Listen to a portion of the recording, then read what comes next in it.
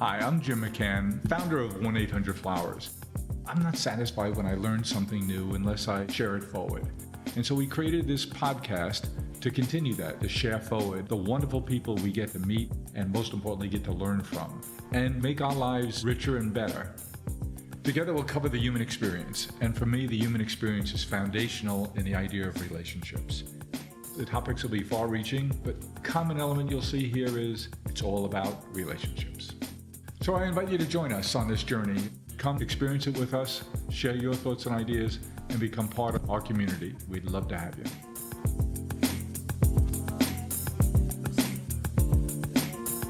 I'm joined here today with a few friends and new relationships, both. Shoshana Unglander is an MD. She's a COVID buddy. We've never met in person. She's a terrific lady and been very active in trying to change how we think about and how we care for and how we plan for the last of our years in life. And she's got an extraordinary track record, and we'll ask her to get into that in just a few minutes.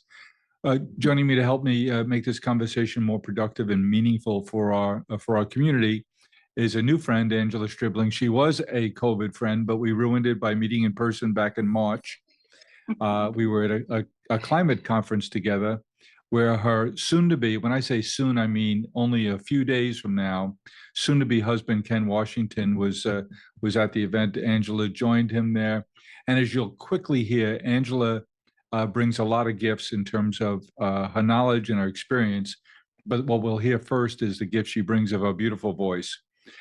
She's not only a very talented multimedia wizard with a long and storied radio career, including a very popular show currently, but she also toured the world for a number of years as a jazz singer-musician. So she's knowledgeable about more things than I can even think about, but she's very, very good, and I've seen her do this in action, of just making people feel comfortable, getting the best out of them, and helping them. And she does that with a little bit. Give us a little thumbnail, if you would, Angela, on your current radio show called Pillow Talk. First of all, Jim, thank you so much for inviting me. I mean, this is a great conversation that we're getting ready to have. And so, yes, my radio show, Pillow Talk with Angela, is on local radio in Washington, D.C., but it's also national on Sirius XM. And it's all about relationships, be it romantic relationships, be it, I guess primarily romantic, but also friendships as well. And what we try to do is help people figure out that it's good to just be authentic and to communicate. No one is. I don't know. Some of us might not feel comfortable being authentic, Angela. I mean, if we want to do it anyway. There's no way I want to let the real me out. You know what? You're not alone, because the representative is busy. But eventually you want to take the masks off and just, have the courage to really be yourself, because you deserve that. Thanks, Angela. And our third guest with us today is a longtime friend of mine. He's a longtime board member of 1-800-Flowers.com. He's had an unbelievable career, and I'll work backwards, Len, a little bit. Right now, you're doing several things, but the thing I see you get the most passionate about is that you've made education one of your full-time activities now, teaching at Columbia University. But before that, you were a legendary broadcaster, still are a legendary broadcaster, working with CBS and ESPN, particularly in the ranks of college basketball, where you had a very celebrated career at the University of Maryland, All-American, and recently named to be in the Hall of Fame of Washington, D.C. area sports. What a great recognition and a great accomplishment. And in between, you spent, 10 years or so in the NBA, then decided, well, let me go back to school, and not just any school. Let me go get my law degree at Harvard. And worked as a DA, worked as a U.S. attorney, prosecutor, and then you were an agent. You created a sports organization to promote youth sports development in partnership with the NBA and with the NCAA. I remember you spent a lot of time commuting to the amateur sports capital of the world, Indianapolis, Indiana. So you've done it all in sports, but more importantly, and most importantly to me, You've been a great friend of mine for a long time. So you bring so much to any conversation. You and I have had far-ranging conversations over the years, and I thought how wonderful it'd be to get you to help us think about this very important topic. Len, welcome to our show. Thanks, Jim. It's a pleasure, and it's a pleasure joining your illustrious array of guests here. Yeah, I'm looking forward to the discussion. Angela, why don't you see what you can tease out of Shoshana in terms of what she's working on now? Wow, Shoshana, just reading up about you. Goodness gracious, where do we start? As a filmmaker and, especially tackling subjects that are so important and yet so scary to many, is there any kind of, I don't know, maybe a different hat that you've got to put on when you're dealing with such a sensitive subject like, people talking about dying and someone's, I guess, preparing for someone's death? Well, Angela and everyone, thank you so much for having me on, and I just feel so honored to get to share this time with you all. I think how I would answer that is I come to this work first as a physician, and it was through experiences that I had taking care of many, many patients, often who were frail, of older age, and they were finding themselves in the intensive care unit in their final days and weeks and moments of life. And many of them were really suffering, and they didn't have a say very often in the trajectory of their medical care, because we as doctors, as a healthcare system, were really failing them in terms of having conversations, open, honest conversations about prognosis, about the goals of medical care, of what tomorrow or next week or next month could look like. And I realized that we as a society really have a taboo around talking about death. Of course, it's really hidden away in our culture. And I realized that not only, do we have to change a lot in medicine to make this better for everybody so that everyone has access to care in and around the end of their lives that truly honors the life that they've lived and is in line with their personal goals and values. We really need to shift the cultural narrative around aging, around illness, and around the end of life. And so film was one path to kind of shed light into some of these darker places that, unless you've worked in healthcare or had the unfortunate experience of caring for a loved one who was ill, you don't really know what it's like. And you don't know the kinds of conversations and the questions that you might need to ask if you're facing a serious illness crisis or the end of life in a hospital setting. And so documentary film has been one way to kind of share some of those stories and educate people, empower them to speak up, and to advocate for themselves in these moments that are really, really critical. So we got very lucky, right, in terms of Netflix being interested in documentary films about the subject. It's been an interesting journey so far to think about how to leverage the power of media in terms of storytelling and shifting public perception. So I'll leave it there. It seems to me that the whole idea of documentaries, getting to important subjects and doing it in a very clever and sophisticated way is a fairly new phenomenon, at least in terms of my seeing it. And I expect that Netflix has played a big role in there because of their heavy budget for content creation. They're shining a light on the whole genre of film, documentary film, answering questions, telling stories, exploring ideas that can't be covered in too many other ways. But I'll tell you why I got interested in this subject and why I asked the three of you to help me think about it and talk about it. As I get older and I'm becoming more and more conscious of, I find myself thinking different things. I'm the oldest of 5 children. I have 3 kids. My wife and I have 3 kids and 7 grandkids. And we lost a friend last week who's 91, and I just turned 71.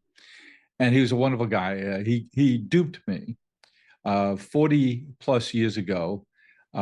He owned two flower shops, one in Williamsburg, Brooklyn, and one in Greenpoint, Brooklyn.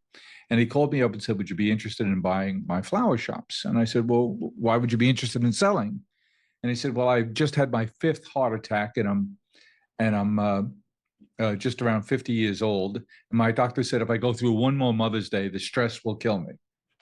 So we wound up buying his flower shops. His name was Jerry Rosalia. And he duped me because he then came to work for us and had a wonderful 41 more years to life, and very much became a part of our business family and our family. Just a wonderful guy. And he passed last week, and I'm thinking, 91 years old, if I were to live 20 more years of good health like Jerry did, I'd get to see my granddaughter at 33 years old. And I find myself thinking those things more and more, not only how long, but quality of life. And Len, I don't know about you, but you have two terrific sons, and they now have their own families, or starting their own families, or starting family units. How has your thinking changed? Are you getting into that kind of thinking too? Well, Jim, like you, I think about the future to the extent that, one, as you mentioned, my two sons, one is married and the other is contemplating it. I think about grandchildren. I think about legacy. I think about seeing them grow and, become, what we hope that they would be. Say just wanting to see the name and the family carry on. And that's the thing. I've thought about my mortality in the past, but it began a long time ago. I mean, as the oldest of my four siblings, I lost two of them. They were relatively young. One suddenly, and the other after a long illness. And I never really had the chance to grieve, but I also thought about, it's that guilt factor. Why me? Why am I still here? My sister is here as well. I also lost my parents at relatively young ages, and they both passed suddenly.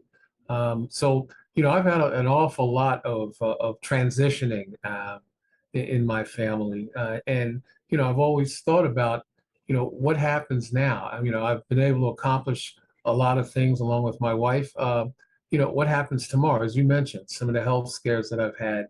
Hopefully they were caught in time. And then you recognize from people with whom you identify.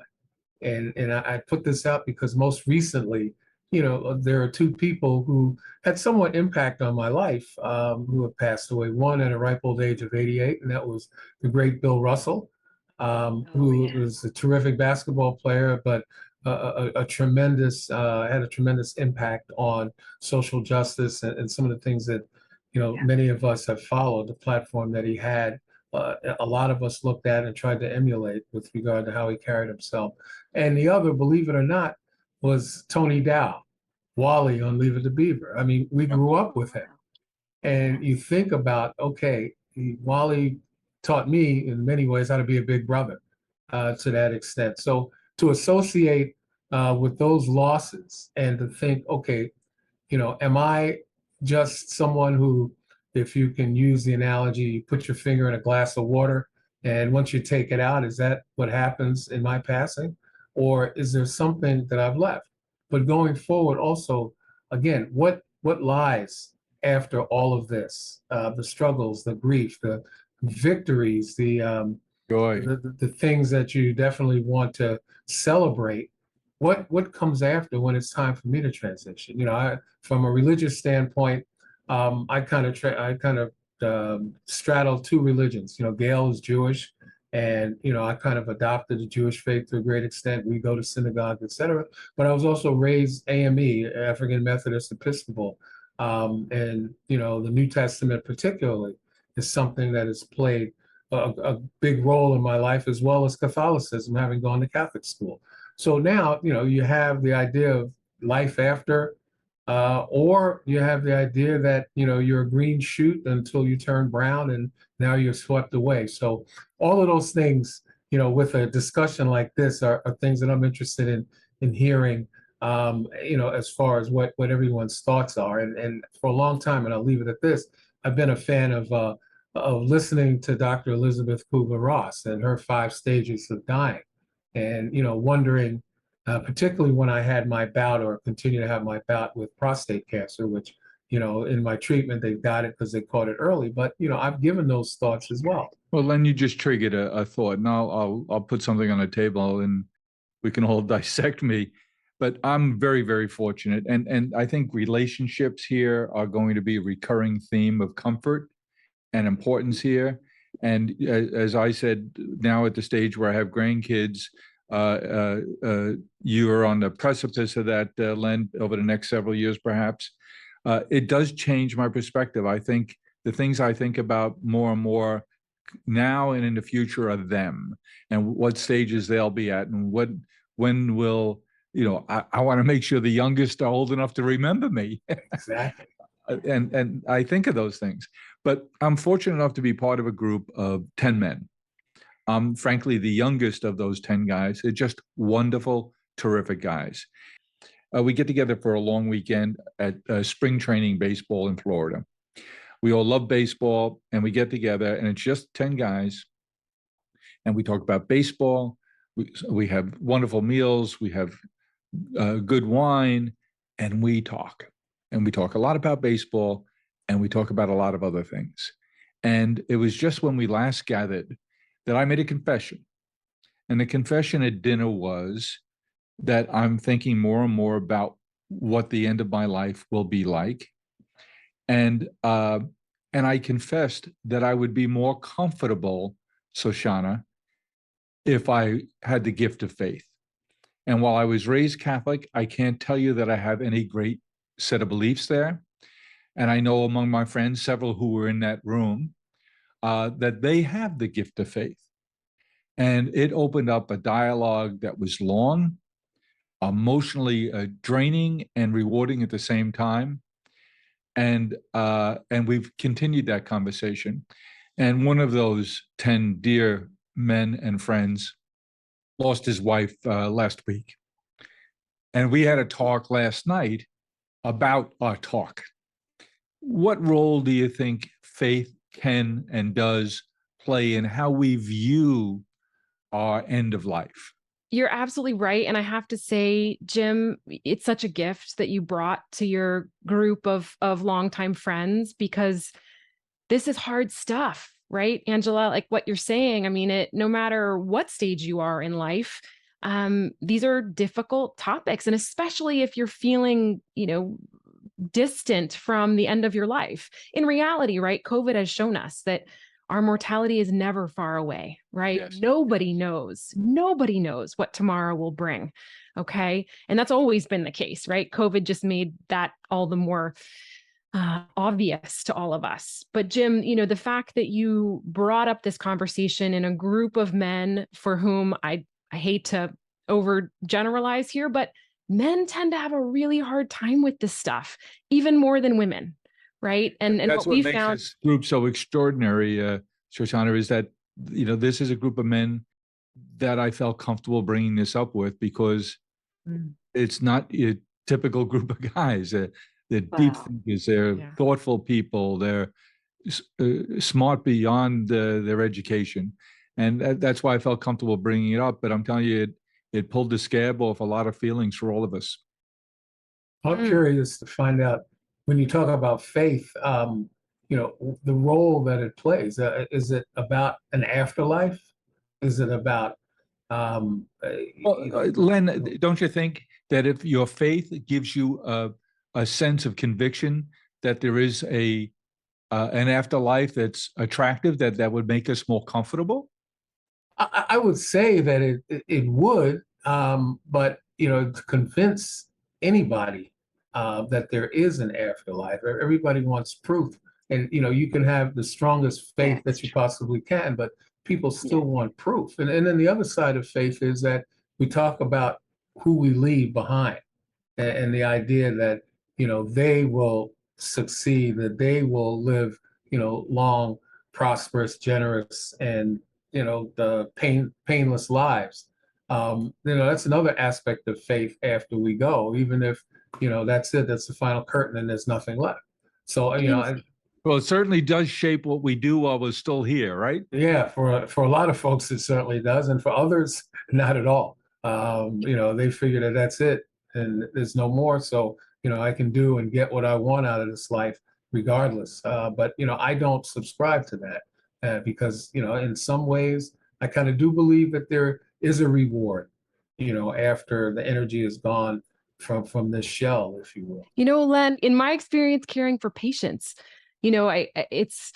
I'm certainly not an expert in religion. I'm not a chaplain. I come at this really from the scientific and medical perspective, but just speaking from my own experience, I often find that for the patients and families who are either religiously inclined or spiritually inclined, so much of it is about community, right? And who shows up for you in these tough moments in life, and what is the ritual and the experience around creating meaning when we bump up against the tough stuff. Yeah. And so I do often find that's the case for patients. That you just touched on two of the most important things there, Dr. Shoshana, which is relationships. Loneliness has been revealed to be a bigger pandemic than ever in the last couple of few years, and I think those who have the strength of good, healthy relationships, that gift in their life, would probably feel more comfortable. And rituals that religion often give us seem to be comfort touch points along the path as well. Yeah. And also, when talking about making it count while we are here, while it's a difficult conversation, I mean, some people just don't even want to think about it. You don't want to think about the end. But then in some of these motivational, if you listen to any motivational talks, they say, imagine you only got 3 months to live. How would you live your life? And so I'm finding that maybe approaching it that way, having these conversations, like my sister and I are, dealing with my mom who is having serious health issues. So for the first time, we're looking at, our hero, my mom, becoming frail. So, it forces us to think about our lives. And it's, you're thinking about, okay, so when I get mom's age, what do I want to have accomplished? And, just looking at it from a motivational standpoint, it's a wake-up call. It's a wake-up call to not put things off, because the tendency is you've got time, especially when you're younger. But as you get older, you realize it's fleeting and it goes really fast. Do you find that when you think about it this way, that it's kind of motivational for you? For me, the idea of mortality keeps me alive to my life, right? And so I liked, as somebody who thinks about this and talks about this all day long, I started an organization called Endwell that's focused on shifting the conversation about illness and mortality and caregiving and grief as well, since that's a big part of it. But I often find that living with the sense that time is short, right? We don't know how long, but it allows me to live better every day because I'm constantly appreciating the small things and then asking myself those bigger questions of, how do I want to be spending my time? And I think it's a really powerful framing. My friend Lucy Kalanithi, whose husband wrote When Breath Becomes Air, which is this beautiful book that he wrote as I think he was 35 when he was diagnosed with lung cancer, neurosurgeon at Stanford, and wrote this memoir about his life and about death. And it's just the most beautiful book.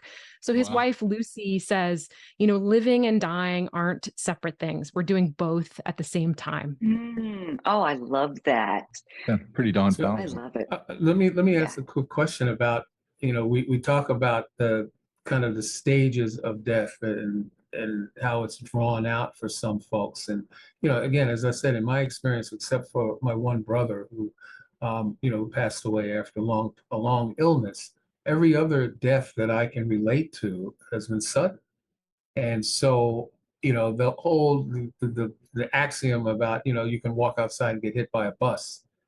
So, I think that in that regard, when you give a depth of thought in that regard, it goes back to, once again, it goes back to belief, faith.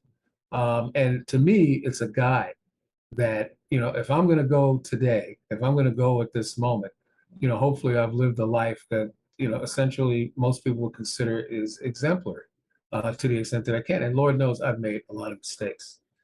Lord knows I've done I can things. name a half a dozen right away. You probably could. And there are some that you'd be surprised that I made. But in the end, the faith gives you that ability to forgive yourself and to recognize that. But it's still is a thing that I grapple with every day when you walk outside. And that's why, again, I agree with the idea that live the fullest that you can, because we're not guaranteed tomorrow. But even if you don't have a strong sense of faith, what I've said to my kids when we've had this discussion, particularly my sons recently, we raised them in the Catholic faith. We're not we're not heavy practitioners, but I said it gives us a wonderful rule book. Right. So all the faiths seem to be similar. Treat others like you'd like to be treated. Here's what the 10 rules are. Exactly. Here's the things you don't. I mean, it's a guidebook. It's a guidebook to get along, because we have to get along with other people. We're nothing if we don't have relationships, and you have to have a set of rules that you can have healthy and good relationships within the rules. Right.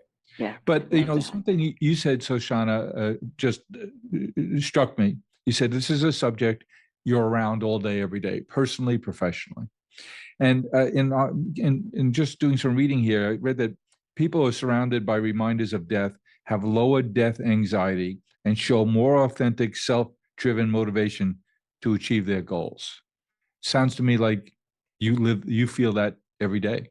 I think so. I mean, I don't have a ton of data points, but when I think about the eventual future of the end of my life, I'm, I come at it with open eyes. I think if nothing else, I kind of have thought about what matters most to me in my life. So when that time comes, again, could be tomorrow, hopefully will be in many, many decades. I've kind of pondered, how I would want to be spending that time, who I'd want to be around or not around, right? As the case may be. And so I just find that for myself and for the people that I've taken care of over the years, those that are open to this conversation, that have brought it up to the people that they love, really have a much easier time. And there's less sort of burden too on family members, because if you think about it, if you're unable to speak for yourself in a medical crisis, right, the only way that us doctors and healthcare team are going to know sort of what you might want is through your loved ones who hopefully you've talked to about this stuff. It's fine to create these advanced directive documents. I know Len's a lawyer and can talk all about this, but really at the end of the day, it's about the conversations, right? Because the people who would be showing up for you or answering that phone call really need to know your thoughts about this. They can change over time. They will change over time. So this is not a one and done kind of conversation. It's something that early on in life makes sense to be talking about, and then again revisiting. And now, some people feel like these are really morbid, dark conversations. Sometimes they are, but they don't have to be. They're absolutely healthy, even if they're hard, right? Yes. But I think you can also find joy and humor and beauty in some of these discussions, because it allows you to kind of get to know the people that you love on a deeper level, right? Getting back to that conversation about relationships. So I just think I would encourage people, if it's not something that you've thought about doing before, you feel scared about it, that's okay. And if not for yourself, do it for the people that you love. Tell us a little bit There about are your work with Endwell. Well, Endwell was started, we're a nonprofit back in 2017, just because I got very interested in thinking about how do you create a movement? How do you shift a cultural conversation about a topic that is as massive and convoluted as end of life, right? And I think if there were one straightforward answer, we would have been done by now. But we created Endwell as a conference, and now as a media platform, really just to raise awareness about these subjects, and then to go a little further, to create solutions to make these experiences less hard for people. And I know that's a very general thing to say, but there's so many ways that we need to be thinking about as a society, from a civic conversation, from a technologic and, entrepreneurship type conversation, from a healthcare and even policy discussion, about where the current status quo is not really serving us, because far too many people get care in and around the end of their lives that they don't want and they don't understand. It's certainly expensive, right? Emotionally and financially, and it's not doing any of us any good. If doctors feel distressed about the care they're providing people, if patients and families, aren't getting care that truly, is care that they want. And so we need to be having different conversations about the possibilities. And I think we owe it to society to see the end of life and value it just like we do the beginning of life. I love that. And that was a very similar thing that I was going to ask you. As you said, it's a scary conversation, sometimes a scary thing to think about. But when you're thinking about the people that you're leaving behind, maybe they don't know that you don't want to be revived if you're at the end of life, if you haven't said anything. What if, you want a certain type of ceremony, at the end, and no one knows. I was having a conversation with a friend of mine, a musician, and he was saying, listen, when I go, I don't want one person in there crying. If they do, I'm coming back and I'm going to haunt you. I want it to be funny. I want music to be playing. If people can dance in there, I want them to dance. He said, I want it to be a celebration of my life, not mourning, because I'm not in my body anymore. And I thought about that as we were getting ready to have this conversation. I hope that my friend who I had the conversation with took it a step further and will make those plans, to let people in his life know that that's what you want. So do you find that people are making those steps and planning for it? I know a lot of the baby boomers reportedly are.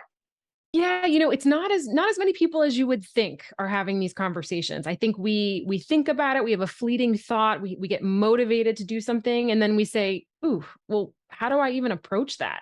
It certainly starts with personal reflection, but then it's really just about opening the door to these kinds of conversations. And I just attended over the weekend this beautiful celebration of life. Two of my best friends from childhood, their mother, died a few months back, and she made it very clear exactly what she wanted. She said, this is the band I want playing. This is the food I want served. Here's the gift list.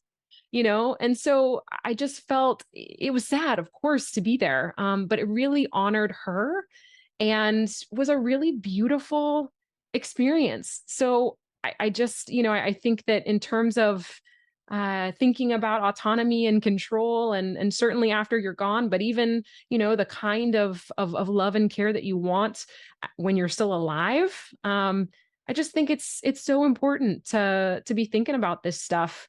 And there's plenty of resources out there, to help you, to guide you along the way. So you're not alone. And certainly, I've talked to many rabbis and chaplains and pastors. I mean, these are conversations that folks really welcome. There is a lot of tradition around these discussions.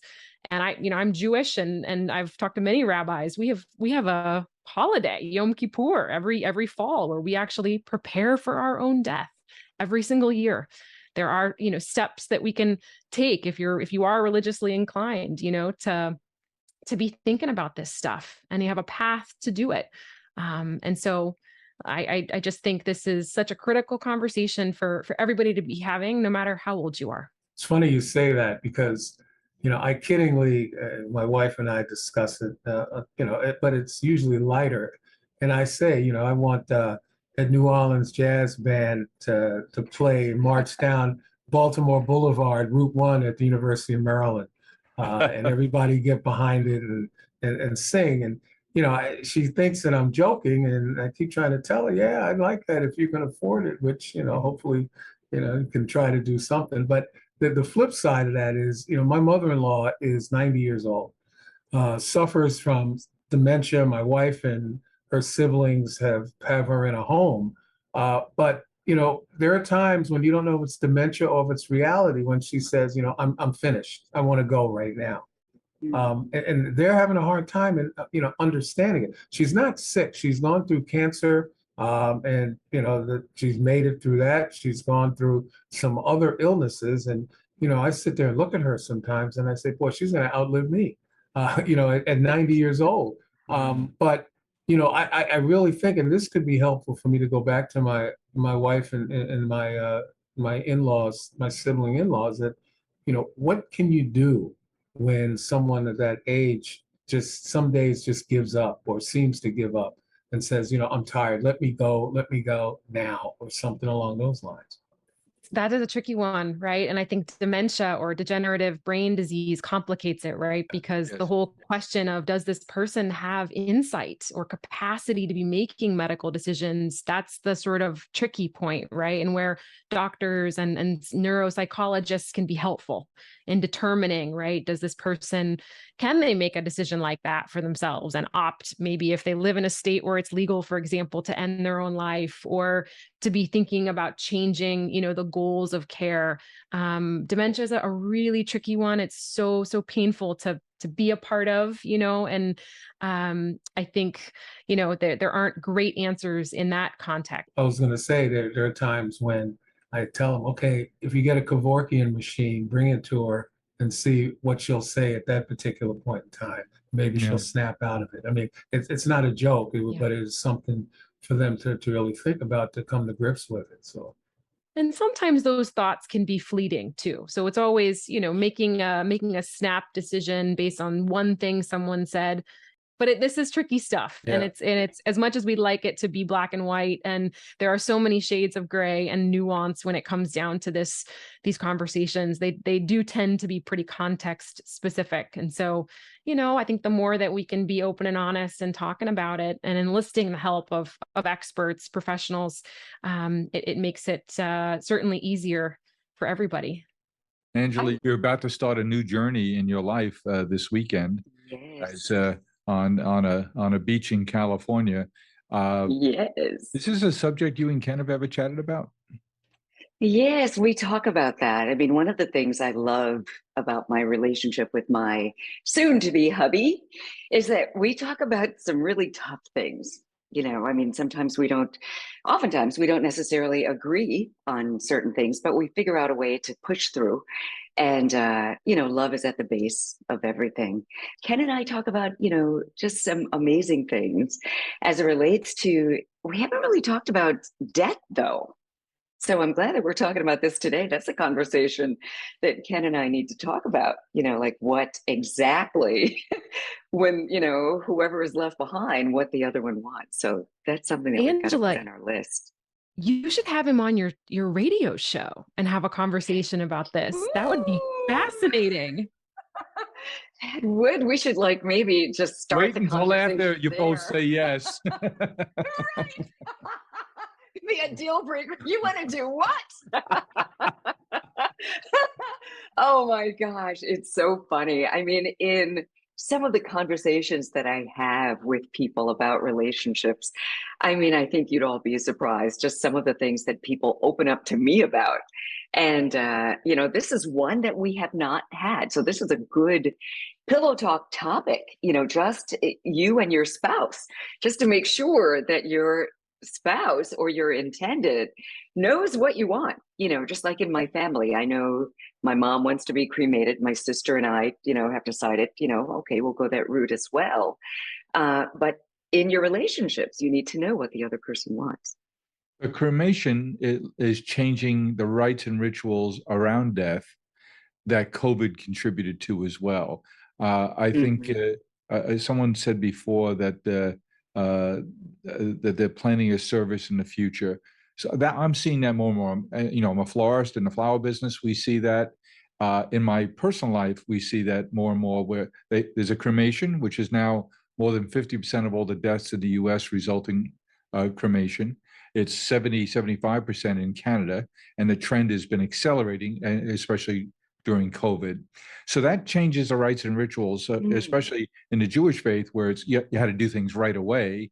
Hearing more and more, okay, with the friend I spoke to last night, they were cremating his wife, and they're planning in September a memorial service. And their daughter became a minister, and she's planning the service and will conduct the service. And I think in some ways that's I always seem to understand or have a sense of understanding that the rituals helped us in a real time of need, of loss, to have a set of things that you had to do. You have to do this, you have to go here, keep you moving, keep you going, get you through those toughest days until you get your feet back under you and start to move on your own again. But now with the change in the rites and rituals, people planning services out so people could come in from out of town. Now they're saying, like you were saying, DiMaggio's restaurant is his favorite restaurant. Maybe we'll gather there on a Saturday afternoon and have a nice event there. This is the menu he would like to have there. And so those rituals are changing. And I don't know if it's for the good or not.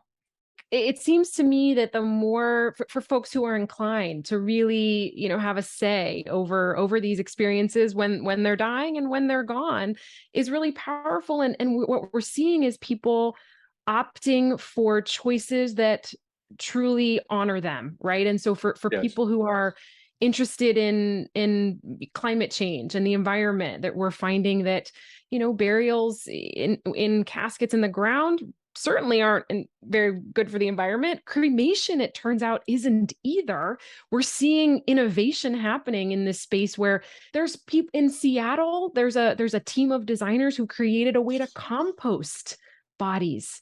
And over the course of a month, it returns you to this beautiful soil that then can be used just like how you would, in a garden or in a forest. And so there's certainly things that are emerging that are truly innovative, and I think it's exciting. I'm finding that the more choice that people have, certainly, first thinking about it and then making those choices, just provides people, I think, with a lot of solace. And in the work that I do, I'm constantly amazed by the amount of innovation happening in this space by a lot of young people too, especially who maybe aren't so religiously inclined around organized religion, but are creating community in other ways, leveraging technology for good. I know sometimes it can be bad, but and I think COVID, really, the pandemic, kind of pushed all of that along. We had to create new paths forward, new ways of creating ritual, community.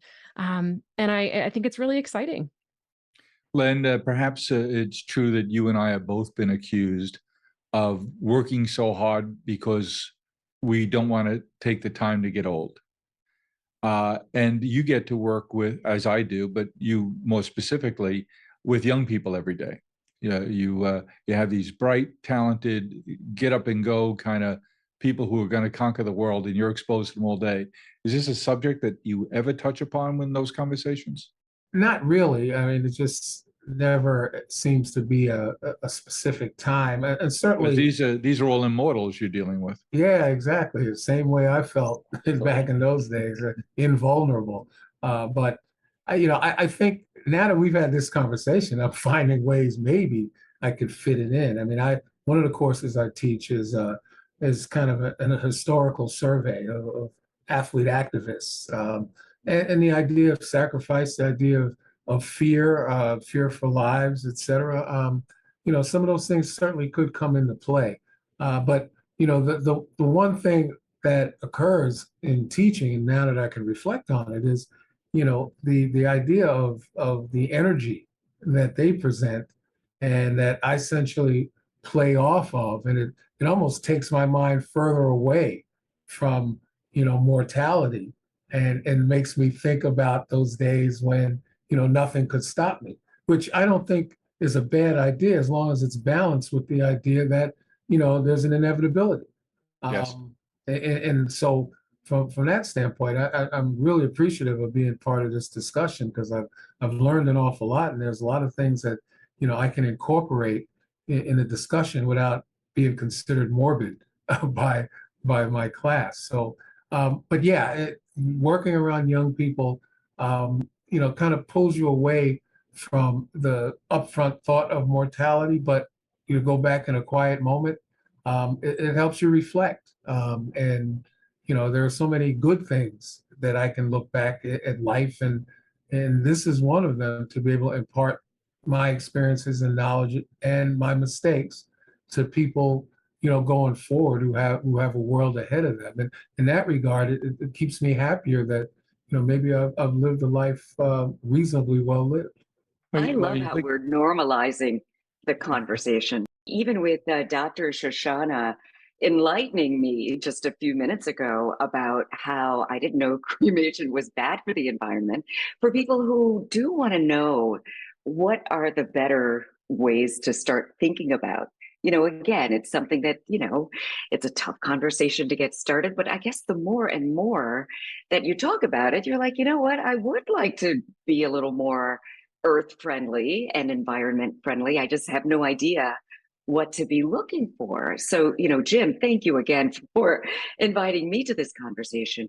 If I can ask you, Dr. Shoshana, what are some of the ways that are better for the environment? Well, I do not claim to be an environmental expert, although I, certainly have read a lot about it. And in terms of, where we think about our bodies going after we're gone, there's a company called Recompose, which is based in, as I mentioned, in Seattle. A designer created ways for really remains to be composted back, and then you return to the earth. There's a whole field now of aquamation, which I'm not even going to pretend that I understand in terms of the chemistry of it. But there's a way where I believe hydrolysis occurs such that it allows for the cells, the molecules in the body to kind of return to a different state, and that is thought to be more environmentally friendly.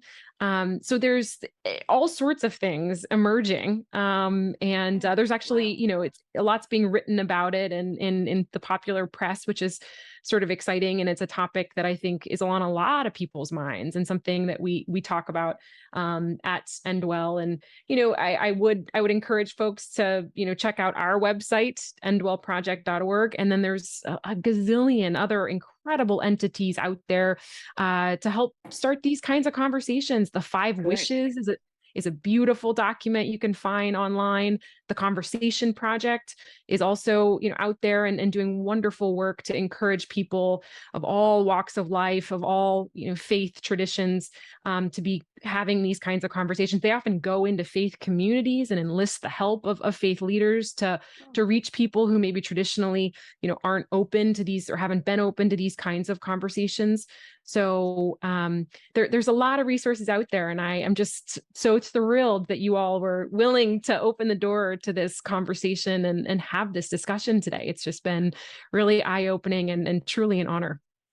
Well, as I said, I had selfish motivations here in inviting 3 wonderful people to this dialogue, and I think, Dr. Shoshana, we've kicked the door off here, the hinges in terms of beginning this conversation, and I hope we hear from people in our community about ways that maybe it's impacting them. I think that, Angela, we've uncovered so many things that we'd like to dive deeper into different aspects of our conversation today. And indeed, I would love to pursue those. But I think as a first order of business, I think having this conversation for me has meant a great deal. Being able to access the resources that you've identified, Dr. Shoshana, in terms of inwellproject.org and the other resources, we'll make those available to our community. And I'm interested to see who accepts dinner invitations from Mary Lou and I in the future if I tell them this is going to be one of the subjects we talk about at dinner. It might be a lightly attended dinner date. Hey, you might be surprised. There's when you open the door, people are willing to come in. But I think it would make for some interesting conversation. Certainly, this has been for me. Angela, thank you for sharing your time and your wisdom with us. Len, every conversation I'm a part of with you is a better conversation, and I benefit from any interaction I get to have with you, my friend. And Dr. Shoshana, from the time we first met, I said, wow, what a gift she is to me, and now to our community and to all the people that you come to work with. I look forward to many more conversations on this and other subjects. Well, I hope you enjoyed what you heard, and I know I'll be sharing it forward. I hope you get to as well. Let's keep the conversation going. Follow me along on Twitter at Jim1800Flowers and on LinkedIn at Jim McCann. Hope to talk to you soon. Thank you for listening to Celebrations Chatter. You can join our community by reaching out at chatter@celebrations.com. And while you're at it, tell us what topics you'd like us to explore here on the Celebrations Chatter podcast. Thank you for listening. And don't forget to share it forward.